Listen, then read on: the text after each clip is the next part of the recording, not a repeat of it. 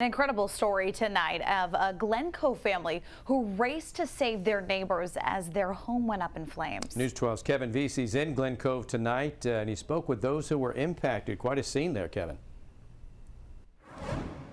Oh, absolutely, Doug. And you know, this really was some quick thinking on the part of one woman, a mother of three, who's also 4 months pregnant, who really sprang into action in this situation. So she tells me she was walking home with two of her children. When she got here, she noticed that her half of this two-family house right behind me here was already up in flames. So she tried to get inside through her door. She was unable to do that. So the next thing she did, she ran over to her neighbor's door, banged on it until the person who was inside came out. Tragically, however, her dog died in that fire. I cannot believe this. I'm just like in a state of shock right now. PAISLEY BETTIS stared at the charred remains of her home on Dixon Street in Glen Cove, where her dog was killed today in a horrific fire. I don't know what happened, how this happened. PAISLEY says she was out for a walk with two of her children. When she got back at around 2 this afternoon, the house was fully engulfed and her dog could not be saved. I heard something beeping going off. Then I just ran to the side first, and that's when I seen fire on my couch and then smoke coming from my 3rd floor window.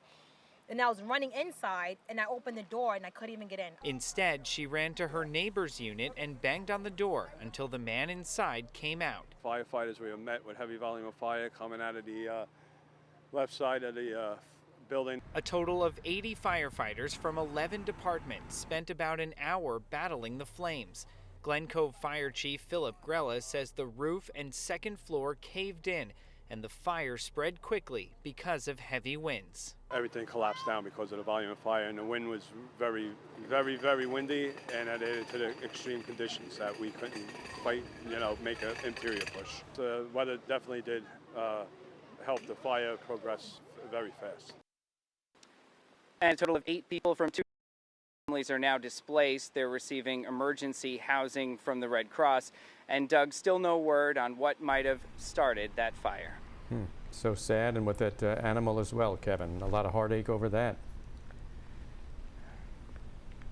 Absolutely tragic. Just thankful that all of the people made it out alive.